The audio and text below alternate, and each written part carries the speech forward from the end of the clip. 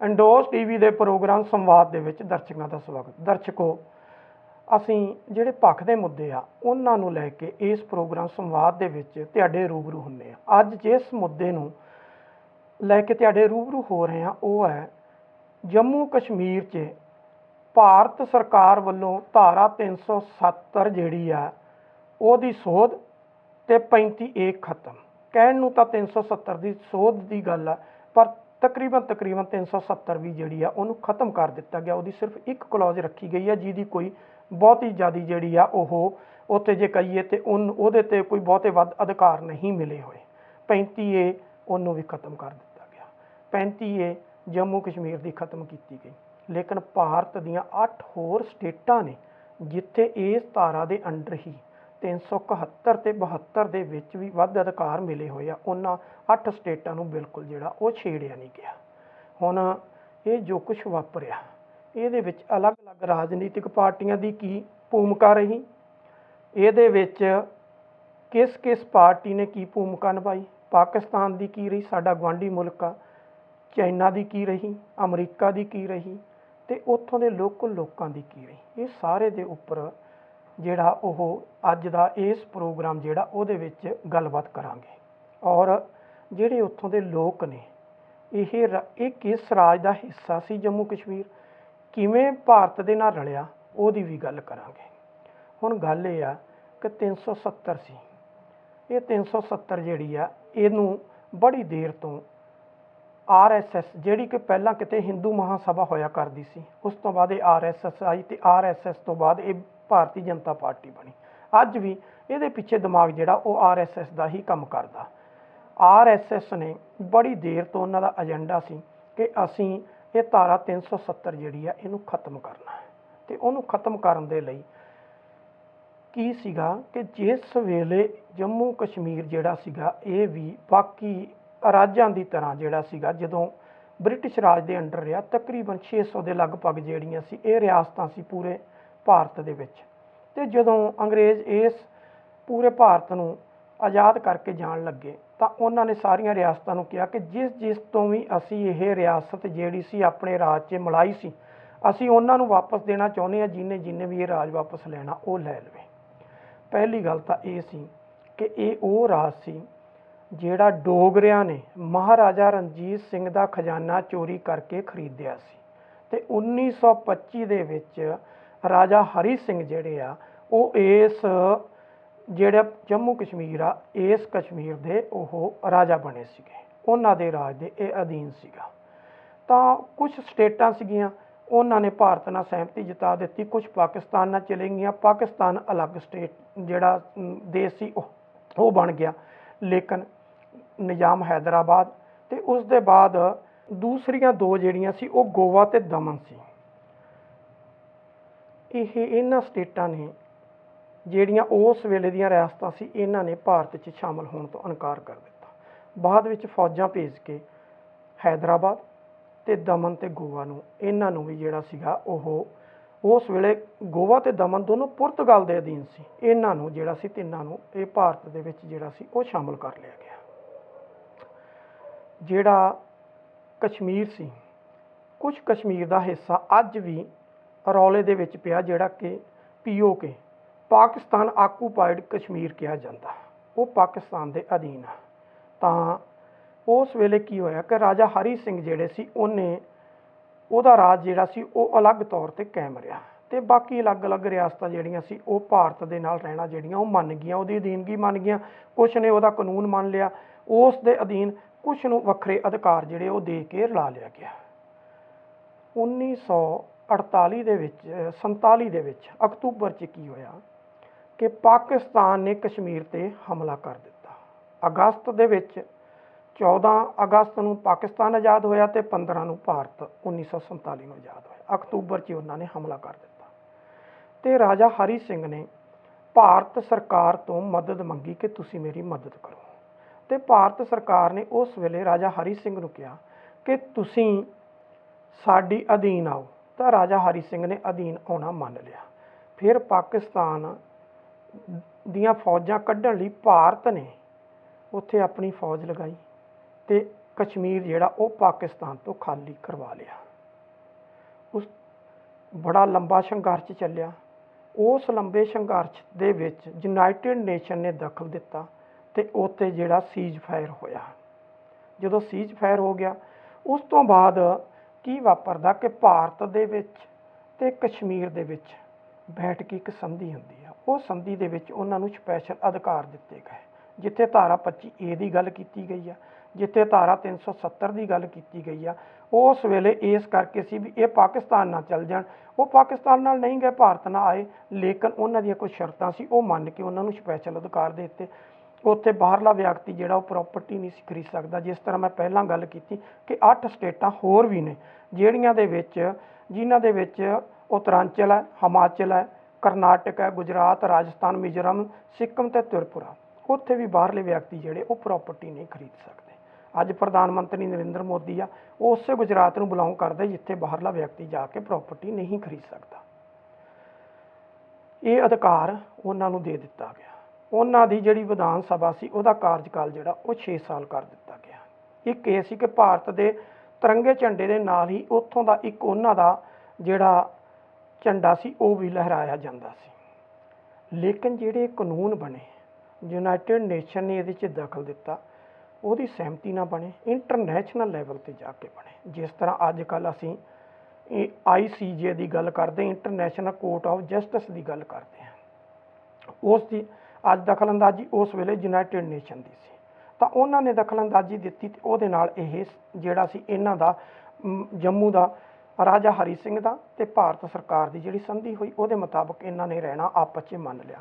ਉਹਦੇ ਬਾਅਦ 1952 ਆਉਂਦਾ, 1957 ਆਉਂਦਾ, 1962 ਆਉਂਦਾ। ਤਿੰਨੇ ਵਾਰੀ ਇਹਦੇ 'ਚ ਕੁਛ ਕੱਟ ਵੱਢ ਕੀਤੀ ਗਈ, ਪਰ ਉਹ ਭਾਰਤ ਦਾ ਅਨਿੱਖੜਵਾਂ ਅੰਗ ਰਿਹਾ। 1988-99 ਤੱਕ ਪਾਕਿਸਤਾਨ ਦੇ ਵਿੱਚ ਕੋਈ ਬਹੁਤੀ ਹਿਲਜੁਲ ਨਹੀਂ ਸੀ, ਬੜਾ ਪੀਸਫੁਲ ਚੱਲਿਆ। ਈਵਨ ਕਿ 1975 'ਚ ਜਦੋਂ ਇੰਦਰਾ ਗਾਂਧੀ ਨੇ ਐਮਰਜੈਂਸੀ ਲਾਈ, ਉਸ ਐਮਰਜੈਂਸੀ ਦੇ ਦੌਰਾਨ ਵੀ ਇਹ ਜਿਹੜੀ ਧਾਰਾ ਸੀ ਇਹਨੂੰ ਡਿਮੋਲਿਸ਼ ਕਰਨ ਦੀ ਕੋਸ਼ਿਸ਼ ਕੀਤੀ ਗਈ।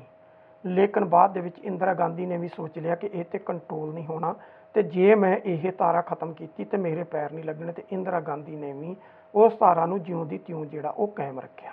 ਹੁਣ ਸਪੈਸ਼ਲ ਅਧਿਕਾਰ ਕੀ ਮਿਲੇ ਹੋਏ ਨੇ? ਸਪੈਸ਼ਲ ਅਧਿਕਾਰ ਨੇ ਕਿ ਜਿੰਨੀ ਦੇਰ ਤੱਕ ਜੰਮੂ ਕਸ਼ਮੀਰ ਦੀ ਚੁਣੀ ਹੋਈ ਅਸੈਂਬਲੀ ਕੋਈ ਮਤਾ ਪਾਸ ਨਹੀਂ ਕਰਦੀ ਤੇ ਉਹ ਮਤਾ ਭਾਰਤ ਦੇ ਰਾਸ਼ਟਰਪਤੀ ਕੋਲ ਜਾਂਦਾ, ਨਾ ਤਾਂ ਜੰਮੂ ਕਸ਼ਮੀਰ ਦੀ ਇਕੱਲੀ ਅਸੈਂਬਲੀ ਕੋਈ ਫੈਸਲਾ ਲੈ ਸਕਦੀ ਆ ਨਵਾਂ ਕਾਨੂੰਨ ਬਣਾਉਣ ਲਈ, ਤੇ ਨਾ ਹੀ ਭਾਰਤ ਦਾ ਰਾਸ਼ਟਰਪਤੀ ਲੈ ਸਕਦਾ, ਨਾ ਹੀ ਲੋਕ ਸਭਾ ਲੈ ਸਕਦੀ ਆ।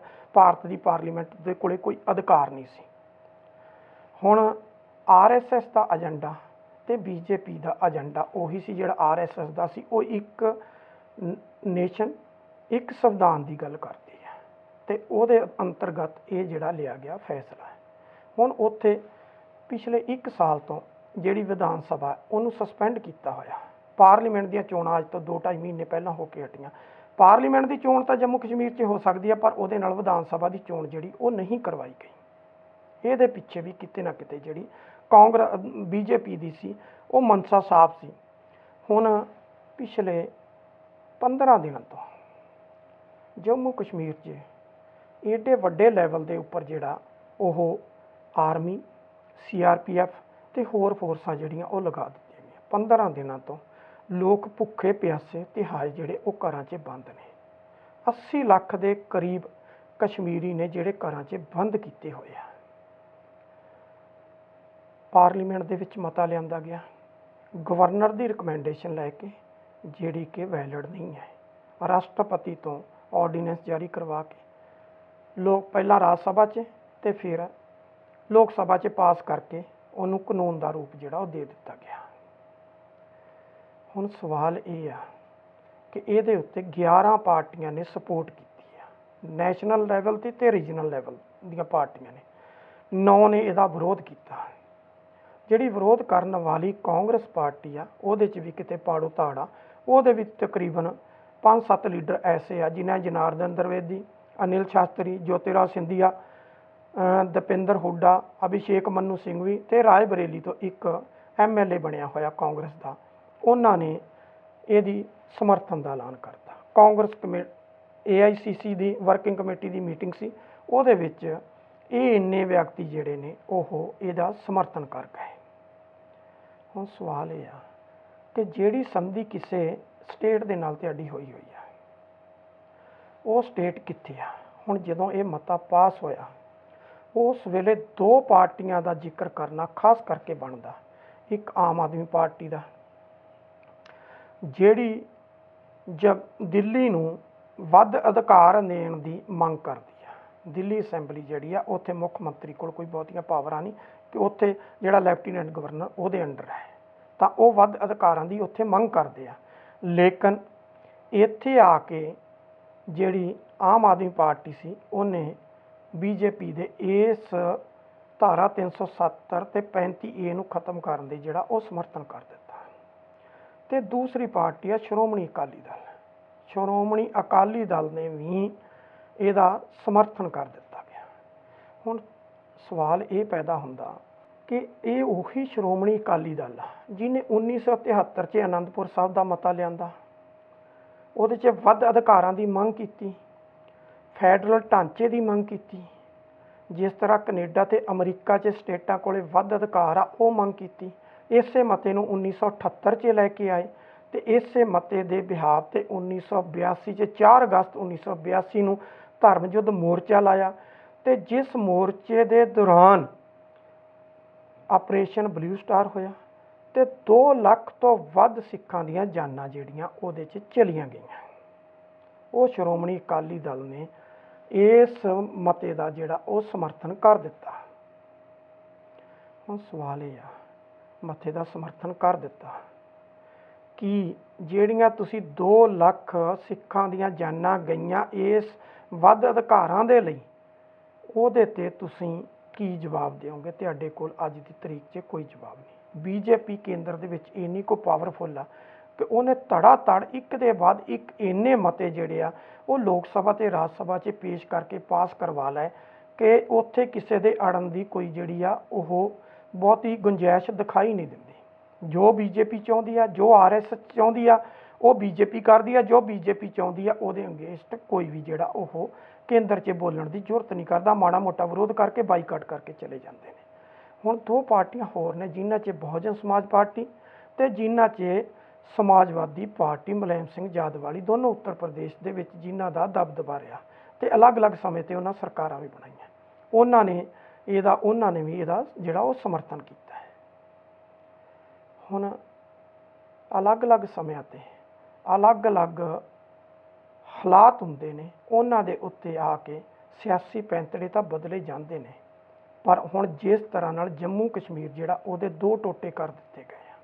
ਹੁਣ ਇੱਕ ਜਿਹੜਾ ਲਦਾਖ ਆ, ਉਹਨੂੰ ਯੂਨੀਅਨ ਟੈਰੀਟਰੀ ਕਰ ਦਿੱਤਾ ਗਿਆ। ਉੱਥੇ ਮੁਹੰਮਡਨ ਜਿਹੜੀ ਆ ਆਬਾਦੀ ਘੱਟ ਆ, ਲੇਕਿਨ ਉੱਥੇ ਜਿਹੜੇ ਆ ਬੋਧੀ ਨੇ ਉਹ ਬਹੁਤਾਤ ਦੇ ਵਿੱਚ ਨੇ। ਦੂਸਰਾ ਜੰਮੂ ਰੀਜਨ ਸੀ ਜਿੱਥੇ ਹਿੰਦੂ ਆਬਾਦੀ ਜ਼ਿਆਦਾ ਹੈ, ਲੇਕਿਨ ਕਸ਼ਮੀਰ ਵਾਦੀ ਜਿਹੜੀ ਆ ਉਹ ਬਹੁਤਾਤ ਜਿਹੜੀ ਆ ਉਹ ਮੁਹੰਮਡਨ ਦੀ ਆ। ਲੰਬੇ ਸਮੇਂ ਤੋਂ ਉੱਥੇ ਵੋਟ ਪਰਸੈਂਟੇਜ ਜਿਹੜਾ ਉਹ ਬਹੁਤ ਲੋ ਰਹਿੰਦਾ। ਕਦੀ ਵੱਡੇ ਲੈਵਲ ਤੇ ਵੋਟ ਪਰਸੈਂਟੇਜ ਜਿਹੜਾ ਉਹ ਭੁਗਤਦਾ ਨਹੀਂ ਆ ਇਹਨਾਂ ਚੋਣਾਂ ਦੇ ਵਿੱਚ। ਪਰ ਲੋਕ ਸਭਾ ਦੀ ਚੋਣ ਦੇ ਨਾਲ ਵਿਧਾਨ ਸਭਾ ਦੀ ਚੋਣ ਨਾ ਕਰਵਾਉਣਾ ਵੀ ਕਿਤੇ ਨਾ ਕਿਤੇ ਕੇਂਦਰ ਸਰਕਾਰ ਦੀ ਇਹ ਮਨਸ਼ਾ ਜਿਹੜੀ ਆ ਉਹ ਜ਼ਾਹਰ ਕਰਦਾ ਕਿ ਇਹਨਾਂ ਦਾ ਪਹਿਲਾਂ ਤੋਂ ਏਜੰਡਾ ਸੀ ਕਿ ਜੇ ਉੱਥੇ ਵਿਧਾਨ ਸਭਾ ਦੀ ਚੋਣ ਹੋ ਗਈ ਤੇ ਸਾਡਾ ਮੁੱਖ ਮੰਤਰੀ ਜਿਹੜਾ ਉਹ ਬਣਨਾ ਨਹੀਂ ਹੈ। ਗੋਆ ਦੇ ਵਿੱਚ ਵੀ ਕਿਸੇ ਟਾਈਮ ਇਸੇ ਤਰ੍ਹਾਂ ਹੀ ਹੋਇਆ ਸੀ। ਗੋਆ ਦੇ ਵਿੱਚ ਵੀ ਇਹਨਾਂ ਨੇ ਇਸੇ ਤਰ੍ਹਾਂ ਹੀ ਆਪਣੀ ਸਰਕਾਰ ਜਿਹੜੀ ਉਹ ਬਣਾਉਣ ਦੀ ਕੋਸ਼ਿਸ਼ ਕੀਤੀ ਸੀ ਤੇ ਬਣਾਉਣ 'ਚ ਐਂਡ ਤੇ ਸਫਲ ਹੋ ਗਏ। ਹੁਣ ਕਹਿਣ ਵਾਲੇ ਤਾਂ ਇੱਥੋਂ ਤੱਕ ਵੀ ਕਹਿੰਦੇ ਨੇ ਕਿ ਇਹ ਜਿਹੜਾ ਜੰਮੂ ਕਸ਼ਮੀਰ ਆ, ਇਹਦੀ ਜੋ ਹਾਲਾਤ ਆ, ਇੱਥੇ ਇਹਨਾਂ ਨੇ ਆਪਣੀ ਮਰਜ਼ੀ ਦਾ ਇੱਕ ਖਾਸ ਤਬਕੇ ਦਾ ਜਿਹੜਾ ਮੁੱਖ ਮੰਤਰੀ ਬਣਾਉਣਾ, ਇਹਨੂੰ ਓਨੀ ਦੇਰ ਤੱਕ ਸਸਪੈਂਡ ਰੱਖਿਆ ਜਾਏਗਾ। ਔਰ ਵੱਡੀ ਗੱਲ ਹੈ ਕਿ ਜੰਮੂ ਕਸ਼ਮੀਰ ਨੂੰ ਯੂਨੀਅਨ ਟੈਰੀਟਰੀ ਬਣਾ ਦਿੱਤਾ ਗਿਆ, ਲੇਕਿਨ ਇਹ ਹੈ ਕਿ ਉੱਥੇ ਅਸੈਂਬਲੀ ਹੋਏਗੀ ਪਰ ਸਾਰੀ ਪਾਵਰ ਜਿਹੜੀ ਆ ਉਹ ਗਵਰਨਰ ਕੋਲੇ ਹੋਏਗੀ। ਮੁੱਖ ਮੰਤਰੀ ਜਿਹੜਾ ਉਹ ਡੰਮੀ ਹੋਏਗਾ, ਉਹ ਕਿਸੇ ਮੁਲਾਜ਼ਮ ਦੀ ਟਰਾਂਸਫਰ ਨਹੀਂ ਕਰ ਸਕੇਗਾ, ਕੋਈ ਨਵਾਂ ਆਦੇਸ਼ ਨਹੀਂ ਦੇ ਸਕੇਗਾ, ਸਿਵਾਏ ਇੱਕ ਚੁਣੇ ਹੋਏ ਪ੍ਰਤੀਨਿਧ ਦੇ ਤੌਰ ਦੇ ਉੱਤੇ ਉਹ ਮੁੱਖ ਮੰਤਰੀ ਦਾ ਰੋਲ ਤਾਂ ਨਿਭਾਏਗਾ, ਲੇਕਿਨ ਉਹਦੇ ਕੋਲ ਪਾਵਰ ਕੋਈ ਨਹੀਂ ਹੋਏਗੀ। ਜਿਸ ਤਰ੍ਹਾਂ ਦਿੱਲੀ ਦੇ ਵਿੱਚ ਆਮ ਆਦਮੀ ਪਾਰਟੀ ਦੇ ਮੁੱਖ ਮੰਤਰੀ ਜਿਹੜਾ ਅਰਵਿੰਦ ਕੇਜਰੀਵਾਲ ਉਹਦੇ ਕੋਲ ਆ, ਜਦੋਂ ਕਿ ਅਰਵਿੰਦ ਕੇਜਰੀਵਾਲ ਵੱਧ ਅਧਿਕਾਰਾਂ ਦੀ ਮੰਗ ਕਰਦਾ ਇੱਥੇ ਆ ਕੇ ਵੀ ਉਹ ਇਹਨਾਂ ਦੀ ਜਿਹੜੀ ਆ ਉਹ ਮਦਦ ਕਰ ਗਿਆ। ਪਰ ਪੰਜਾਬ ਅਸੈਂਬਲੀ ਦੇ ਵਿੱਚ ਇੱਕ ਸੀਨੀਅਰ ਪੱਤਰਕਾਰ ਰਹੇ ਤੇ ਅੱਜ ਮੌਜੂਦਾ MLA ਕੰਵਰ ਸੰਧੂ ਜਿਹੜੇ ਕਿ ਆਮ ਆਦਮੀ ਪਾਰਟੀ ਨੂੰ ਬਿਲੋਂਗ ਕਰਦੇ ਨੇ, ਉਹਨਾਂ ਨੇ ਪੰਜਾਬ ਵਿਧਾਨ ਸਭਾ ਦੇ ਵਿੱਚ ਧਾਰਾ 370 ਖਤਮ ਕੀਤੇ ਜਾਣ ਨੂੰ ਮੰਦਭਾਗਾ ਕਰਾਰ ਦਿੱਤਾ। ਪਰ ਅਰਵਿੰਦ ਕੇਜਰੀਵਾਲ ਪਤਾ ਨਹੀਂ ਕਿਸ ਮਜਬੂਰੀ 'ਚ ਆ, ਜਾਂ ਉਹ BJP ਦੀ ਅਧੀਨਗੀ ਮੰਨ ਚੁੱਕਿਆ ਕਿ BJP ਜੋ ਕਰਦੀ ਆ ਸਾਨੂੰ ਉਹਦੇ ਮੂਹਰੇ ਸਰੈਂਡਰ ਕਰਨਾ ਚਾਹੀਦਾ, ਤੇ ਉਹ ਆਪਣੀ ਸਰਕਾਰ ਚਲਾਉਣ ਦੇ ਮਨਸੇ ਨਾਲ ਸ਼ਾਇਦ ਉਹਨੇ ਇਸੇ ਕਰਕੇ ਹੀ ਇਹਨਾਂ ਦਾ ਜਿਹੜਾ ਉਹ ਸਮਰਥਨ ਕਰ ਦਿੱਤਾ। ਹੁਣ ਸਵਾਲ ਇੱਥੇ ਇਹ ਪੈਦਾ ਹੁੰਦਾ ਕਿ ਇਹ ਸਾਰਾ ਕੁਝ ਜਿਹੜਾ ਇਹ ਵਾਪਰ ਕਿਉਂ ਰਿਹਾ ਵਾ।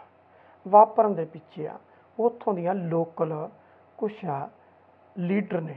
ਜਦੋਂ ਰਾਜਾ ਹਰੀ ਸਿੰਘ ਸੀ, ਸ਼ੇਖ ਅਬਦੁੱਲਾ ਉਹਨਾਂ ਦੇ ਕਾਰਜਕਾਲ ਦੇ ਦੌਰਾਨ, ਉਹਨਾਂ ਦੇ ਰਾਜ ਭਾਗ ਦੇ ਦੌਰਾਨ ਉਹਨਾਂ ਦਾ ਮੰਤਰੀ ਹੋਇਆ ਕਰਦਾ ਸੀ। ਉਹੀ ਸ਼ੇਖ ਅਬਦੁੱਲਾ ਨੇ ਮੁੜ ਕੇ ਉੱਥੋਂ ਦੇ ਮੁੱਖ ਮੰਤਰੀ ਦੀ ਸਹੁੰ ਵੀ ਚੱਕੀ ਜਦੋਂ ਉਹ ਭਾਰਤ ਦਾ ਅੰਗ ਬਣਿਆ। ਉਸ ਤੋਂ ਬਾਅਦ ਉਹਨਾਂ ਦਾ ਪੁੱਤਰ ਆਇਆ ਫਾਰੂਕ ਅਬਦੁੱਲਾ, ਉਸ ਤੋਂ ਬਾਅਦ ਉਮਰ ਅਬਦੁੱਲਾ ਆਇਆ। ਤਿੰਨ ਪੀੜ੍ਹੀਆਂ ਵੱਖ-ਵੱਖ ਸਮੇਂ ਤੇ ਕਾਂਗਰਸ ਦੀ ਮਦਦ ਨਾਲ ਤੇ BJP ਦੀ ਮਦਦ ਨਾਲ ਕੇਂਦਰ ਦੇ ਵਿੱਚ ਤੇ ਉੱਥੇ ਸਰਕਾਰਾਂ ਚਲਾਉਣ ਦੇ ਵਿੱਚ ਕਾਮਯਾਬ ਰਹੀਆਂ। ਫਾਰੂਕ ਅਬਦੁੱਲਾ ਵੀ BJP ਦਾ ਵੀ ਅੰਗ ਰਿਹਾ, ਕਾਂਗਰਸ ਦਾ ਵੀ ਸੈਂਟਰ 'ਚ ਅੰਗ ਰਿਹਾ, ਲੇਕਿਨ ਉੱਥੇ ਵੀ BJP ਨਾਲ ਇਹਨਾਂ ਦਾ ਜਿਹੜੀ ਉਹ ਸੰਧੀ ਰਹੀ ਹੈ। ਦੂਸਰੀ ਸੀ PDP। ਮੁਫਤੀ ਮੁਹੰਮਦ ਸਈਦ ਅੱਜ ਦੁਨੀਆ 'ਚ ਨਹੀਂ ਰਹੇ, ਲੇਕਿਨ ਮੁਫਤੀ ਮੁਹੰਮਦ ਸਈਦ ਵੀ ਉੱਥੇ ਮੁੱਖ ਮੰਤਰੀ ਰਹੇ, BJP ਦੀ ਸਹਿਮਤੀ ਨਾਲ ਰਹੇ। ਮੁਫਤੀ ਮੁਹੰਮਦ ਸਈਦ ਕੇਂਦਰ 'ਚ ਅਟਲ ਬਿਹਾਰੀ ਦੀ ਵਾਜਪਾਈ ਦੀ ਸਰਕਾਰ 'ਚ ਵੀ ਮੰਤਰੀ ਰਹੇ ਤੇ ਕਾਂਗਰਸ ਦੀ ਸਰਕਾਰ 'ਚ ਵੀ ਮੰਤਰੀ ਰਹੇ। ਤੇ ਮਹਿਬੂਬਾ ਮੁਫਤੀ ਉਹਨਾਂ ਦੀ ਬੇਟੀ ਆ, ਉਹ ਵੀ ਰਹੀ। ਕਿਤੇ ਨਾ ਕਿਤੇ ਇਹਨਾਂ ਲੀਡਰਾਂ ਨੇ ਤੇ ਕੁਝ ਮਿਲੀਟੈਂਟ ਲੀਡਰ ਜਿਹੜੇ ਆਪਣੀਆਂ ਰੋਟੀਆਂ ਸੇਕਦੇ, ਆਪਣਾ ਬਿਜ਼ਨਸ ਚਲਾਉਂਦੇ, ਇਹਨਾਂ ਨੇ ਵੀ ਜੰਮੂ ਕਸ਼ਮੀਰ ਦਾ ਬਹੁਤ ਵੱਡੇ ਲੈਵਲ ਤੇ ਜਿਹੜਾ ਉਹ ਨੁਕਸਾਨ ਕੀਤਾ। ਤੇ ਇਹ ਉਹੀ BJP ਆ ਜਿਹਦੇ ਨਾਲ ਇਹਨਾਂ ਰਲ ਕੇ ਅਲੱਗ-ਅਲੱਗ ਸਮੇਂ ਤੇ ਸਰਕਾਰਾਂ ਬਣਾਈਆਂ, ਤੇ ਉਹ ਸਰਕਾਰਾਂ ਜਿਹੜੀਆਂ ਸੀ ਉਹ ਚੱਲੀਆਂ ਕਦੀ ਬਹੁਤਾ ਲੰਬਾ ਸਮਾਂ ਨਹੀਂ, ਲੇਕਿਨ ਸਮੇਂ ਤੋਂ ਪਹਿਲਾਂ ਉਹ ਭੰਗ ਹੋ ਗਈਆਂ ਤੇ ਨਵੀਆਂ ਚੋਣਾਂ ਹੋ ਗਈਆਂ। ਕੁਝ ਸਮਾਂ ਜਿਹੜਾ ਉਹ ਰਾਸ਼ਟਰਪਤੀ ਰਾਜ ਰਿਹਾ। ਲੇਕਿਨ ਉੱਥੇ ਹੁਣ ਅੱਜ BJP ਗੱਲ ਕਰਦੀ ਆ ਕਿ ਉੱਥੇ ਮਿਲੀਟੈਂਸੀ ਬਹੁਤ ਆ, ਉੱਥੇ ਅਨਿਆਈ ਮੌਤੇ ਬਹੁਤ ਲੋਕ ਜਾ ਰਹੇ ਆ। ਪਰ BJP ਇਹ ਭੁੱਲ ਗਈ ਕਿ ਪੰਜਾਬ ਦੇ ਅੰਦਰ ਜਿਹੜਾ ਰੋਜ਼ ਹੀ 250 ਦੇ ਲਗਭਗ ਜਿਹੜਾ ਉਹ ਜਿਹੜੇ ਅਵਾਰਾ ਗਾਈਆਂ ਤੇ ਸਾਨ ਫਿਰਦੇ ਨੇ, ਉਹਨਾਂ ਦੇ ਐਕਸੀਡੈਂਟ ਨਾਲ ਜਿਹੜੀਆਂ ਮੌਤਾਂ ਹੋ ਰਹੀਆਂ, ਉਹਦਾ ਭਰਪਾਈ ਕੌਣ ਕਰੇਗਾ? ਜਿਹੜਾ ਗਊ ਸੈਸ ਲੈ ਰਹੇ ਉਹ ਕੌਣ ਕਰੇਗਾ? ਉਹਨਾਂ ਦੀ ਭਰਪਾਈ ਕਿੱਥੋਂ ਹੋਣੀ ਆ? ਉਹ ਹਾਲਾਤ ਕਿੱਧਰ ਨੂੰ ਜਾ ਰਹੇ ਨੇ? ਉਹਦੇ ਬਾਰੇ ਕੇਂਦਰ ਸੋਚਣ ਲਈ ਤਿਆਰ ਨਹੀਂ ਹੈ। ਹੁਣ ਨਕਸਲਾਈਟਾਂ ਦੀ ਗੱਲ ਕੀਤੀ ਜਾਂਦੀ ਆ, ਅਲੱਗ-ਅਲੱਗ ਕਾਨੂੰਨ ਜਿਹੜੇ ਆ ਉਹ ਪਾਰਲੀਮੈਂਟ 'ਚ ਲਿਆਂਦੇ ਗਏ। ਕਿਸੇ ਇੱਕ ਸਿੰਗਲ ਵਿਅਕਤੀ ਨੂੰ ਵੀ ਅੱਤਵਾਦੀ ਘੋਸ਼ਿਤ ਕੀਤਾ ਜਾ ਸਕਦਾ। ਕੈਸਾ ਕਾਨੂੰਨ ਆ? ਇਕੱਲਾ ਵਿਅਕਤੀ ਅੱਤਵਾਦੀ ਹੋ ਸਕਦਾ? ਉਹਦਾ ਕੋਈ ਸੰਗਠਨ ਨਹੀਂ, ਉਹਦੇ ਮਗਰ ਉਹਦਾ ਕੋਈ ਕਰਤਾ ਧਰਤਾ ਨਹੀਂ, ਉਹਨੂੰ ਚਲਾਉਣ ਵਾਲਾ ਨਹੀਂ, ਲੇਕਿਨ ਇਕੱਲਾ ਬੰਦਾ ਵੀ ਅੱਤਵਾਦੀ ਹੋ ਸਕਦਾ। ਇਹ ਕੈਸਾ ਕਾਨੂੰਨ ਤੁਸੀਂ ਲੈ ਕੇ ਆਏ ਹੋ? ਬੋਲਣ ਦੀ ਆਜ਼ਾਦੀ ਦੇ ਉੱਪਰ ਤੁਸੀਂ ਪਾਬੰਦੀ ਲਾ ਰਹੇ ਹੋ। ਕਿਹੜੇ ਬੰਨੇ ਨੂੰ ਭਾਰਤ ਜਿਹੜਾ ਉਹ ਚੱਲਿਆ? ਕੀ ਇਹਨੂੰ ਹਿੰਦੂ ਰਾਸ਼ਟਰ ਬਣਾਉਣ ਦੀ ਨੀਅਤ ਆ? ਕਿਉਂਕਿ ਜਿਸ ਤਰ੍ਹਾਂ ਭਾਰਤ ਦਾ ਅਲੱਗ-ਅਲੱਗ ਮੀਡੀਆ ਜਿਹੜਾ ਹਿੰਦੀ ਮੀਡੀਆ ਖਾਸ ਕਰਕੇ ਉਹਨਾਂ ਦੇ ਮੂੰਹ 'ਚ ਤੇ ਲੀਡਰਾਂ ਦੇ ਮੂੰਹ 'ਚ ਚੱਲੋ, ਜਦੋਂ ਕੋਈ ਹਿੰਦੁਸਤਾਨ ਵਰਡ ਕਿਤੇ ਲਿਖਿਆ ਨਹੀਂ ਹੋਇਆ, ਲੇਕਿਨ ਜਦੋਂ ਵੀ ਡਿਬੇਟ ਹੁੰਦੀ ਆ ਉੱਥੇ ਜਦੋਂ ਵੀ ਕੋਈ ਐਂਕਰ ਵੱਖ-ਵੱਖ TV ਚੈਨਲਾਂ 'ਤੇ ਬੋਲਦਾ ਤਾਂ ਉਹ ਇੱਕੋ ਹੀ ਗੱਲ ਕਰਦਾ ਕਿ ਹਿੰਦੁਸਤਾਨ। ਜਦੋਂ ਕਿ ਲਿਖਿਆ ਤਾਂ ਭਾਰਤ ਜਾਂਦਾ, ਤੇ ਜਦੋਂ ਇੰਗਲਿਸ਼ 'ਚ ਲਿਖਦੇ ਹੋ ਤੇ ਇੰਡੀਆ ਲਿਖਿਆ ਜਾਂਦਾ। ਤਾਂ ਫਿਰ ਕਿਹੜੇ ਹਿੰਦੁਸਤਾਨ ਦੀ ਗੱਲ ਕਰਦੇ ਹੋ? ਨਕਸਲਾਈਟਾਂ ਦਾ ਰੌਲਾ ਕੀ ਆ? ਵੱਡੇ ਘਰਾਣਿਆਂ ਦੇ ਨਾਲ ਉਹਨਾਂ ਦਾ ਰੌਲਾ ਹੈ। ਉਹਨਾਂ ਕੋਲੇ ਬਹੁਤ ਸੀਮਤ ਸਾਧਨ ਨੇ ਜਿਹਦੇ ਤੇ ਉਹ ਖੇਤੀ ਕਰਦੇ ਨੇ। ਬਹੁਤ ਸੀਮਤ ਜੀ ਉਹਨਾਂ ਕੋਲੇ ਜ਼ਮੀਨ ਆ। ਨਕਸਲਾਈਟ ਕਹਿੰਦੇ ਇਹ ਸਾਡੀ ਜਿਹੜੀ ਜ਼ਮੀਨ, ਸਾਨੂੰ ਇਹ 'ਤੇ ਖੇਤੀ ਕਰਨ ਦਿਓ, ਸਾਨੂੰ ਆਪਣਾ ਪਰਿਵਾਰ ਪਾਲਣ ਦਿਓ, ਤੁਸੀਂ ਸਾਨੂੰ ਇਹਦੇ ਤੋਂ ਉਖਾੜੋ ਨਾ। ਲੇਕਿਨ ਵੱਡੇ ਘਰਾਣੇ ਜਿਹੜੇ ਨੇ ਉਹਦੇ ਤੋਂ ਜਿੰਨਾ ਪਿੱਤਲ ਤੇ ਤਾਂਬਾ ਤੇ ਹੋਰ ਖਣਿਜ ਪਦਾਰਥ ਜਿਹੜੇ ਉਹ ਕੱਢਣ 'ਤੇ ਲੱਗੇ ਹੋਏ ਆ, ਤੇ ਉਹ ਕੱਢਣ ਦੇ ਪਿੱਛੇ ਹੀ ਉਹਨਾਂ ਦੀ ਜਿਹੜੀ ਬਰਬਾਦੀ ਹੋ ਰਹੀ ਆ। ਤੇ ਇਸੇ ਕਰਕੇ ਨਕਸਲਾਈਟ ਜਿਹੜੇ ਉਹ ਸੜਕਾਂ 'ਤੇ ਆ ਰਹੇ ਆ, ਤੇ ਉਹਨਾਂ ਨੂੰ ਜਿਹੜਾ ਉਹ ਬਾਈਪਾਸ ਕਰਕੇ ਉਹਨਾਂ ਨੂੰ ਮਿਲੀਟੈਂਟ ਕੋਸ਼ਿਸ਼ ਕਰਕੇ ਤਾਂ ਉੱਥੇ ਜਿਹੜਾ ਧੱਕੇ ਦੇ ਨਾਲ ਉਹ ਖਾਣਾ ਜਿਹੜੀਆਂ ਪੱਟੀਆਂ ਜਾ ਰਹੀਆਂ ਨੇ, ਉਹਨਾਂ ਦੀ ਜਿਹੜੀ ਐਗਰੀਕਲਚਰ ਲੈਂਡ ਸੀ ਉਹਨੂੰ ਸਾਰੇ ਨੂੰ ਬਰਬਾਦ ਕੀਤਾ ਜਾ ਰਿਹਾ। ਇਹ ਅਲੱਗ-ਅਲੱਗ 6-7 ਸਟੇਟਾਂ 'ਚ ਇਹੀ ਕੁਝ ਚੱਲਦਾ, ਚਾਹੇ ਉਹ ਆਂਧਰਾ ਵੀ ਹੋਵੇ ਤੇ ਚਾਹੇ ਉਹ ਛੱਤੀਸਗੜ੍ਹ ਵੀ ਹੋਵੇ। ਇਹੀ ਕੁਝ ਸਾਰਿਆਂ ਦੇ ਵਿੱਚ ਨਕਸਲਾਈਟਾਂ ਦੇ ਨਾਲ ਇਹੀ ਜਿਹੜਾ ਉਹ ਰੌਲਾ ਭਾਰਤ ਸਰਕਾਰ ਦਾ ਤੇ ਉੱਥੋਂ ਦੀਆਂ ਸੂਬਾ ਸਰਕਾਰਾਂ ਦਾ ਚੱਲਦਾ। ਬਾਅਦ 'ਚ ਇੱਕ ਕਾਨੂੰਨ ਲਿਆਓ, ਕਾਨੂੰਨ ਲਿਆ ਕੇ ਉਹਨਾਂ ਨੂੰ ਅੱਤਵਾਦੀ ਘੋਸ਼ਿਤ ਕਰ ਦਿਓ ਤੇ ਆਪਣੀਆਂ ਜਿਹੜੀਆਂ ਉਹ ਰੋਟੀਆਂ ਸਿਆਸੀ ਜਿਹੜੀਆਂ ਉਹ ਸੇਕ ਲਓ। ਹੁਣ ਸਵਾਲ ਇਹ ਆ ਕਿ ਕਿੰਨੀ ਦੇਰ ਤੱਕ ਇਹ ਜਿਹੜਾ ਮਸਲਾ ਇਸੇ ਤਰ੍ਹਾਂ ਚੱਲਦਾ ਰਹੇਗਾ। ਜੋ ਕੁਝ ਹੋਇਆ, ਹੁਣ ਵੱਡੇ ਘਰਾਣੇ ਅਜੇ ਵੀ ਬੈਠੇ ਨੇ ਜਿਨ੍ਹਾਂ ਦੀ ਜੰਮੂ ਕਸ਼ਮੀਰ ਤੇ ਨਿਗਾਹ ਸੀ। ਠੀਕ ਆ, ਤੁਸੀਂ ਜੰਮੂ ਕਸ਼ਮੀਰ ਦਾ ਸੰਵਿਧਾਨ ਬਦਲ ਦਿੱਤਾ, ਲੇਕਿਨ ਤੁਹਾਡੀ ਨੀਅਤ ਪਹਿਲਾਂ ਵੀ ਸਾਫ਼ ਨਹੀਂ ਸੀ ਤੇ ਅੱਜ ਵੀ ਸਾਫ਼ ਜਿਹੜੀ ਉਹ ਦਿਖਾਈ ਨਹੀਂ ਦਿੰਦੀ। ਜਦੋਂ ਭਾਰਤ ਆਜ਼ਾਦ ਹੋਇਆ ਉਸ ਵੇਲੇ ਜੰਮੂ ਕਸ਼ਮੀਰ ਦੀਆਂ ਤੁਸੀਂ 114 ਅਸੈਂਬਲੀ ਸੀਟਾਂ ਬਣਾਈਆਂ, ਜਿਹਦੇ ਚੋਂ 87 ਸੀਟਾਂ ਜਿਹਦੀ ਚੋਣ ਹੁੰਦੀ ਆ ਭਾਰਤ ਵਾਲੇ ਜੰਮੂ ਕਸ਼ਮੀਰ ਦੇ ਵਿੱਚ, ਤੇ 2 ਉੱਥੇ ਜਿਹੜੇ ਆ MLA ਜਿਹੜੇ ਆ ਉਹ ਨੋਮੀਨੇਟ ਹੁੰਦੇ ਆ। ਬਾਕੀ ਜਿਹੜੇ 25 ਨੇ ਉਹ ਤੁਸੀਂ ਉਹ ਰੱਖੇ ਨੇ ਜਿਹੜਾ ਪਾਕਿਸਤਾਨ ਆਕੂਪਾਈਡ ਕਸ਼ਮੀਰ ਆ, ਜਿਹੜਾ ਪਾਕਿਸਤਾਨ ਕੋਲੇ ਆ। 72 ਸਾਲਾਂ 'ਚ ਤਾਂ ਉਹ ਤੁਸੀਂ ਲੈ ਨਹੀਂ ਸਕੇ, ਲੇਕਿਨ ਉਹ ਉਹਨਾਂ ਦੀ ਪ੍ਰੋਵੀਜ਼ਨ ਰੱਖੀ ਬੈਠੇ ਹੋ ਕਿ ਇਹ 25 ਜਿਹੜੇ ਨੇ ਇਹ ਜਦੋਂ ਪਾਕਿਸਤਾਨ ਵਾਲਾ ਕਸ਼ਮੀਰ ਸਾਡੇ ਕੋਲ ਆਏਗਾ ਉਸ ਵੇਲੇ ਅਸੀਂ ਇਹ MLA ਜਿਹੜੇ ਆ ਇਸ ਜੰਮੂ ਕਸ਼ਮੀਰ ਦੀ ਅਸੈਂਬਲੀ ਦਾ ਪਾਰਟ ਹੋਣਗੇ। ਹੁਣ ਸਵਾਲ ਇਹ ਆ ਕਿ ਜਿਹੜਾ ਲਦਾਖ ਤੁਸੀਂ ਯੂਟੀ ਬਣਾਤਾ, ਉਹ ਤਾਂ ਉੱਥੇ ਤਾਂ ਅਸੈਂਬਲੀ ਹੋਏਗੀ ਨਹੀਂ। ਉੱਥੇ ਜਿਹੜੇ ਵੀ 4 ਜਾਂ 5 ਉੱਥੋਂ MLA ਨੇ, ਇੱਕ ਮੈਂਬਰ ਪਾਰਲੀਮੈਂਟ ਬਣਦਾ ਤੇ ਉਹ MLA ਇਹਦੇ 'ਚੋਂ ਮੰਨਫੀ ਹੋ ਗਏ। ਹੁਣ ਜੰਮੂ ਵਾਲੇ ਬਚ ਗਏ ਤੇ ਕਸ਼ਮੀਰ ਵਾਲੇ ਬਚ ਗਏ। ਹੁਣ ਜੰਮੂ ਦੇ ਵਿੱਚ ਕੀ ਬਣ ਰਿਹਾ ਕਿ ਜੰਮੂ 'ਚ ਇੱਕ ਤਬਕੇ ਦੀ ਬਹੁਤਾਤ ਆ ਤੇ ਕਸ਼ਮੀਰ 'ਚ ਇੱਕ ਦੀ ਆ। ਹੁਣ ਜੰਮੂ ਦੀਆਂ ਸੀਟਾਂ ਵਧਾਉਣ ਦੀ ਗੱਲ ਹੋ ਰਹੀ ਆ ਕਿ ਦੁਬਾਰਾ ਤੋਂ 114 ਜਾਂ 15 ਸੀਟਾਂ ਕਰ ਦਿਓ ਤੇ ਜੰਮੂ ਦੀਆਂ ਸੀਟਾਂ ਵਧਾ ਦਿਓ ਤਾਂ ਕਿ ਕੇਂਦਰ ਸਰਕਾਰ ਜਿਸ ਤਬਕੇ ਨੂੰ ਚਾਹੁੰਦੀ ਆ ਉਸੇ ਤਬਕੇ ਦਾ ਹੀ ਉੱਥੇ ਜਿਹੜਾ ਉਹ ਮੁੱਖ ਮੰਤਰੀ ਬਣੇ। ਇਹਦੇ ਉੱਤੇ ਗੁਆਂਢੀ ਦੇਸ਼ਾਂ ਦੀ ਅਲੱਗ-ਅਲੱਗ ਤੌਰ ਤੇ ਪ੍ਰਕਿਰਿਆ ਆਈ ਹੈ। ਜੰਮੂ ਆਪਣੇ ਜਦੋਂ ਵੀ ਤੁਸੀਂ ਇਸ ਜੰਮੂ ਕਸ਼ਮੀਰ ਲਈ ਧਾਰਾ 370 ਨੂੰ ਖਤਮ ਕੀਤਾ, ਉਸ ਵੇਲੇ ਅਮਰੀਕਾ ਦਾ ਰਿਐਕਸ਼ਨ ਇਹਦੇ 'ਤੇ ਆਇਆ। ਗਲਤ ਕੀਤਾ ਗਿਆ, ਗਲਤ ਸਮੇਂ 'ਤੇ ਕੀਤਾ ਗਿਆ, ਇਹ ਨਹੀਂ ਸੀ ਹੋਣਾ ਚਾਹੀਦਾ। ਦੂਸਰੀ ਪ੍ਰਤੀਕਿਰਿਆ ਜਿਹੜੀ ਸੀ ਉਹ ਚਾਈਨਾ ਦੀ ਆਈ। ਚਾਈਨਾ ਦਾ ਲਦਾਖ ਦੇ ਨਾਲ ਰੌਲਾ, 1962 ਦੀ ਜੰਗ 'ਚ ਸਾਡਾ ਬਹੁਤ ਵੱਡਾ ਹਿੱਸਾ ਜਿਹੜਾ ਸੀ ਉਹ ਚਾਈਨਾ ਨੇ ਦੱਬ ਲਿਆ ਸੀ, ਲੇਕਿਨ ਲਦਾਖ ਨਾਲ ਉਹਦਾ ਰੌਲਾ ਚੱਲਦਾ ਸੀ। ਭਾਰਤ ਸਰਕਾਰ ਨੇ ਅਟਲ ਬਿਹਾਰੀ ਵਾਜਪੇਈ ਦੀ ਸਰਕਾਰ ਹੁੰਦਿਆਂ ਉੱਥੋਂ ਮੰਗ ਕੀਤੀ ਸੀ ਕਿ ਤਿੱਬਤ ਸਾਨੂੰ ਵਾਪਸ ਕਰ ਦਿਓ, ਤਾਂ ਚਾਈਨਾ ਨੇ ਇੱਕੋ ਹੀ ਕਿਹਾ ਸੀ ਕਿ ਖਾਲਸਾ ਰਾਜ ਦਾ ਹਿੱਸਾ ਰਿਹਾ, ਖਾਲਸਾ ਰਾਜ ਤੋਂ ਅਸੀਂ ਇਹ ਤਿੱਬਤ ਲਿਆ ਸੀ ਤੇ ਅਸੀਂ ਜਦੋਂ ਖਾਲਸਾ ਰਾਜ ਮੰਗ ਕਰੂਗਾ ਤਾਂ ਅਸੀਂ ਇਹ ਵਾਪਸ ਕਰ ਦਿਆਂਗੇ, ਪਰ ਅਸੀਂ ਭਾਰਤ ਨੂੰ ਇਹ ਵਾਪਸ ਨਹੀਂ ਦਿੰਦੇ।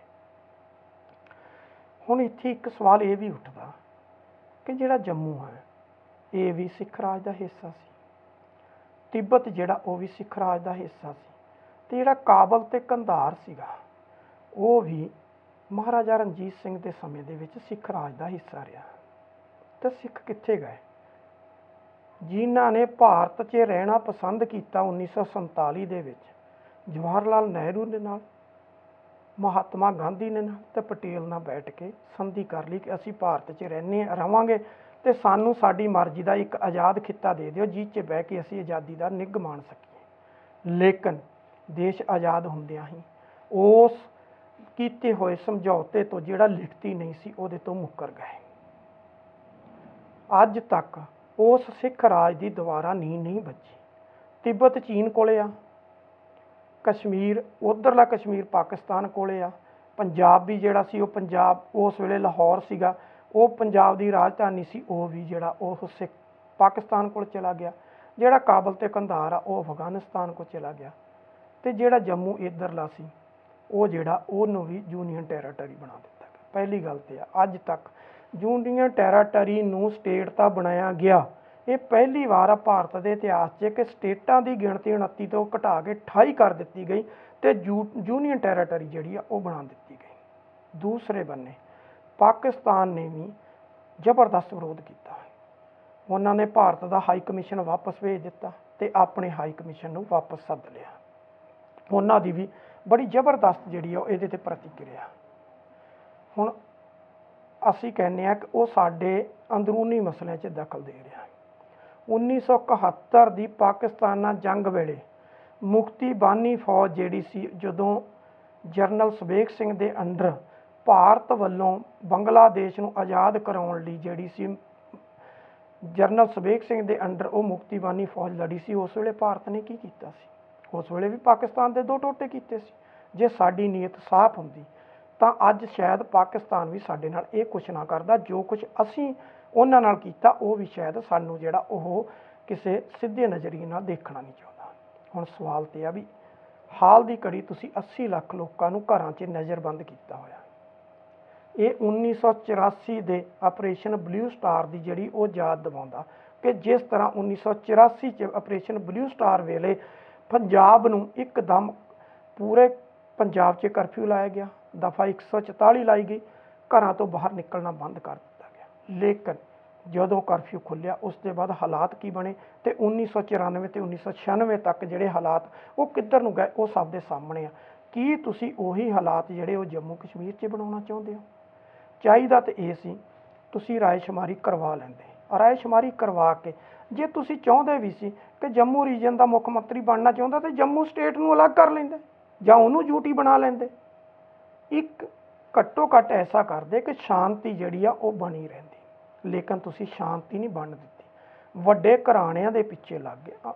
ਇੱਕ ਫੇਸਬੁੱਕ ਤੇ ਸੋਸ਼ਲ ਮੀਡੀਆ ਤੇ ਫੋਟੋ ਬਹੁਤ ਜਿਹੜੀ ਉਹ ਵਾਇਰਲ ਹੋ ਰਹੀ ਆ ਕਿ ਮੋਦੀ ਸਾਹਿਬ ਨਾਲ ਅੰਬਾਨੀ ਤੇ ਅਡਾਨੀ ਦੋਨੋਂ ਜਣੇ ਆ ਤੇ ਉਹ ਹੈਲੀਕਾਪਟਰ 'ਚ ਘੁੰਮ ਰਹੇ ਆ, ਜਹਾਜ਼ 'ਚ ਘੁੰਮਦੇ ਹੋਏ ਉਹ ਜੰਮੂ ਕਸ਼ਮੀਰ ਵੱਲ ਇਸ਼ਾਰਾ ਕਰਦੇ ਆ ਤੇ ਉਹ ਮੋਦੀ ਸਾਹਿਬ ਨੂੰ ਕਹਿ ਰਹੇ ਆ ਕਿ ਮੋਦੀ ਸਾਹਿਬ ਆਹ ਥੋੜ੍ਹਾ ਜਿਹਾ ਏਰੀਆ ਖਰੀਦਣ ਤੋਂ ਰਹਿ ਗਿਆ, ਇਹਦਾ ਕੋਈ ਇੰਤਜ਼ਾਮ ਜਿਹੜਾ ਕਰ ਦਿਓ। ਤੇ ਸ਼ਾਇਦ ਕਹਿੰਦੇ ਇਸੇ ਕਰਕੇ ਮੋਦੀ ਸਾਹਿਬ ਨੇ ਇਹ ਕੁਝ ਕੀਤਾ, ਕਿਉਂਕਿ ਪਹਿਲਾਂ ਵੀ ਹਿਮਾਚਲ ਪ੍ਰਦੇਸ਼ ਤੇ ਜੰਮੂ ਕਸ਼ਮੀਰ ਦਾ ਜਿਹੜਾ ਸੇਬ ਆ ਉਹ ਬਹੁਤ ਵੱਡੇ ਲੈਵਲ ਤੇ ਰਿਲਾਇੰਸ ਹੀ ਖਰੀਦਦੀ ਆ ਤੇ ਅੱਗੇ ਮਹਿੰਗੇ ਭਾਵਾਂ ਤੇ ਵੇਚਦੀ ਆ। ਉੱਥੇ ਡੱਚ ਝੀਲ ਆ, ਉੱਥੇ ਬਹੁਤ ਕੁਛ ਐਸਾ ਹੈ ਜਿਹੜਾ ਕਿ ਬਿਜ਼ਨਸ ਪੁਆਇੰਟ ਆਫ ਵਿਊ ਨਾਲ ਬਹੁਤ ਵਧੀਆ ਜਿਹੜਾ ਉੱਥੇ ਬਿਜ਼ਨਸ ਚੱਲ ਸਕਦਾ। ਪਹਿਲਾਂ ਵੀ ਜਿਸ ਤਰ੍ਹਾਂ ਮੈਂ ਉੱਥੋਂ ਦੇ ਲੋਕਲ ਲੀਡਰਾਂ ਦੀ ਤੇ ਮਿਲੀਟੈਂਟ ਲੀਡਰਾਂ ਦੀ ਗੱਲ ਕੀਤੀ, ਉਹਨਾਂ ਨੇ ਬਹੁਤ ਵੱਡੇ ਵੱਡੇ ਆਪਣੇ ਰੈਸਟੋਰੈਂਟ ਬਣਾਏ ਹੋਏ ਨੇ, ਬਹੁਤ ਵੱਡੀਆਂ ਉਹਨਾਂ ਦੀਆਂ ਸੈਰਗਾਹਾਂ ਬਣੀਆਂ ਹੋਈਆਂ ਨੇ ਤੇ ਉਹਨਾਂ ਦਾ ਬਿਜ਼ਨਸ ਚੱਲ ਰਿਹਾ। ਲੇਕਿਨ ਧਰਮ ਦੇ ਨਾਂ 'ਤੇ ਵਿਚਾਰੇ ਗਰੀਬ ਜਿਹੜੇ ਨੇ ਉਹਨਾਂ ਦਾ ਸ਼ੋਸ਼ਣ ਹੋ ਰਿਹਾ ਤੇ ਉਹ ਮਾਰੇ ਜਾ ਰਹੇ ਨੇ, ਚਾਹੇ ਪੁਲਿਸ ਵੱਲੋਂ ਮਾਰੇ ਜਾ ਰਹੇ ਹੋਣ ਚਾਹੇ ਮਿਲੀਟੈਂਟਾਂ ਵੱਲੋਂ ਮਾਰੇ ਜਾ ਰਹੇ ਹੋਣ। ਜਿਸ ਤਰ੍ਹਾਂ ਪੰਜਾਬ 'ਚ ਹੋਇਆ ਕਿ ਜਿਹੜੇ ਉਸ ਖਾਲਿਸਤਾਨ ਮੂਵਮੈਂਟ ਦੇ ਜਿਹੜੇ ਆਗੂ ਸੀ ਉਹਨਾਂ ਦਾ ਵਾਲ ਵਿੰਗਾ ਨਹੀਂ ਹੋਇਆ। ਕਿਸੇ ਨੇ ਜਾ ਕੇ ਕਿਸੇ ਕੰਟਰੀ 'ਚ ਸ਼ਰਨ ਲੈ ਲਈ, ਕਿਸੇ ਨੇ ਕਿਸੇ 'ਚ ਲੈ ਲਈ, ਉੱਥੇ ਸਿਆਸੀ ਸ਼ਰਨ ਲੈ ਕੇ ਉਹ ਬੈਠ ਗਏ। ਲੇਕਿਨ ਆਮ ਗਰੀਬ ਘਰਾਂ ਦੇ ਜਿਹੜੇ ਵਿਚਾਰੇ ਬੱਚੇ ਸੀ ਉਹਨਾਂ ਦੇ ਘਰਾਂ ਦੇ ਘਰ ਬਰਬਾਦ ਹੋ ਗਏ, ਉਹਨਾਂ ਦੀ ਕਿਸੇ ਨੇ ਬਾਤ ਨਹੀਂ ਪੁੱਛੀ। ਇਹੀ ਕੁਛ ਜਿਹੜਾ ਇਹ ਉੱਥੇ ਚੱਲ ਰਿਹਾ। ਹੁਣ ਸਵਾਲ ਇਹ ਆ ਕਿ ਇਹਨੇ ਕਿੰਨੀ ਦੇਰ ਚੱਲਣਾ? ਕੀ ਭਾਰਤ ਸਰਕਾਰ ਨੂੰ ਸਮਝ ਨਹੀਂ ਆਈ ਕਿ ਇਹ ਜੋ ਕੁਛ ਅਸੀਂ ਕਰ ਰਹੇ ਹਾਂ ਉਹ ਕਿੱਧਰ ਨੂੰ ਜਾ ਰਿਹਾ? ਸਾਡੀ ਲੀਡਰਸ਼ਿਪ ਜਿਹੜੀ ਸਿੱਖ ਲੀਡਰਸ਼ਿਪ ਆ, ਖਾਸ ਕਰਕੇ ਅਕਾਲ ਤਖਤ ਸਾਹਿਬ ਦੇ ਜਥੇਦਾਰ ਗਿਆਨੀ ਹਰਪ੍ਰੀਤ ਸਿੰਘ ਨੇ ਕਿਹਾ ਕਿ ਧਾਰਾ 307 ਖਤਮ ਕਰਕੇ ਕਸ਼ਮੀਰੀਆਂ ਦੇ ਹੱਕਾਂ 'ਤੇ ਡਾਕਾ ਮਾਰਿਆ ਗਿਆ। ਉਹ ਕਹਿੰਦੇ ਨਜਾਇਜ਼ ਹੋਇਆ। ਪਰ ਅਕਾਲੀ ਦਲ ਦਾ ਪ੍ਰਧਾਨ ਜਿਹੜਾ ਕਿ ਮੈਂਬਰ ਪਾਰਲੀਮੈਂਟ ਵੀ ਆ, ਉਹਨੇ ਤਾਂ ਲੋਕ ਸਭਾ 'ਚ ਖੜੇ ਹੋ ਕੇ ਇਹਦਾ ਸਮਰਥਨ ਕੀਤਾ। ਤੇ ਫਿਰ ਇਹ ਕਿੱਧਰ ਨੂੰ ਜਾ ਰਿਹਾ? ਸ਼ਾਇਦ ਅਕਾਲੀ ਦਲ ਦਾ ਪ੍ਰਧਾਨ ਜਿਹੜਾ ਉਹ ਇਹਨੂੰ ਸਮਝਣ ਲਈ ਤਿਆਰ ਨਹੀਂ ਹੋਇਆ ਕਿ ਇਹ ਜੇ ਅੱਜ ਕਸ਼ਮੀਰ ਨਾ ਹੋਇਆ ਤੇ ਅਗਲੀ ਵਾਰੀ ਜਿਹੜੀ ਉਹ ਪੰਜਾਬ ਦੀ ਤੇ ਪੱਛਮੀ ਬੰਗਾਲ ਦੀ ਆ। ਵੈਸਟ ਬੰਗਾਲ ਦੇ ਮਗਰ ਵੀ ਇਹ ਬੀਜੇਪੀ ਦੀ ਸਰਕਾਰ ਹੱਥ ਹੋ ਕੇ ਪਈ ਹੋਈ ਆ ਤੇ ਪੰਜਾਬ ਦੇ ਮਗਰ ਵੀ। ਤਾਂ ਮੈਨੂੰ ਲੱਗਦਾ ਕਿਤੇ ਨਾ ਕਿਤੇ ਹੋ ਸਕਦਾ ਕਿ ਅਕਾਲੀ ਦਲ ਨੇ ਵੀ ਸਰੈਂਡਰ ਕਰ ਲਿਆ ਹੋਵੇ ਕਿ ਹੁਣ ਤਾਂ ਬੀਜੇਪੀ ਦੇ ਰਹਿਮੋ ਕਰਮ ਤੇ ਜਿਉਣਾ ਪੈਣਾ ਤੇ ਬੀਜੇਪੀ ਦੇ ਰਹਿਮੋ ਕਰਮ ਤੋਂ ਬਗੈਰ ਸਾਡੀ ਜਿਹੜੀ ਉਹ ਕਿਤੇ ਗਤੀ ਨਹੀਂ ਹੈ। ਮੈਨੂੰ ਲੱਗ ਰਿਹਾ ਕਿ ਹਾਲਾਤਾਂ ਜਿਹੜੀਆਂ ਉਹ ਇਹੋ ਜਿਹੀਆਂ ਬਣ ਰਹੀਆਂ ਨੇ। ਜੇ ਹਾਲਾਤਾਂ ਬਣ ਰਹੀਆਂ ਨੇ ਤੇ ਭਾਰਤ ਕਿਹੜੇ ਬੰਨੇ ਨੂੰ ਜਾਏਗਾ? ਕੀ ਇਹ ਸਾਰੀਆਂ ਸਟੇਟਾਂ ਨਾਲ ਇਹੀ ਕੁਛ ਹੋਏਗੀ? ਜਿੱਥੇ ਜਿੱਥੇ ਬੀਜੇਪੀ ਦੀਆਂ ਸਰਕਾਰਾਂ ਨੇ ਜਾਂ ਜਿੱਥੇ ਮਨਿਓਰਟੀ ਜਿਹੜੀ ਉਹ ਮੈਜੋਰਟੀ 'ਚ ਬੈਠੀ ਆ, ਇਹ ਉਹਨਾਂ ਨਾਲ ਵਾਪਰੇਗਾ? ਹੁਣ ਮਹਮਡਨ ਕਿੰਨੇ ਕੰਟਰੀ ਨੇ ਤੇ ਉਹਨਾਂ ਦੀ ਤਾਦਾਦ ਇੰਡੀਆ 'ਚ ਕਿੰਨੀ ਆ? ਤੇ ਸਿੱਖ ਤਾਂ ਨਾ ਮਾਤਰ ਨੇ ਪੂਰੇ ਇੰਡੀਆ 'ਚ। ਤੇ ਸਿੱਖਾਂ ਵੱਲ ਨੂੰ ਜਦੋਂ ਇਹ ਸਰਕਾਰ ਨੇ ਮੂੰਹ ਕੀਤਾ ਤੇ ਇਹ ਤਾਂ ਭਾਲਿਆਂ ਨਹੀਂ ਲੱਭਣੇ।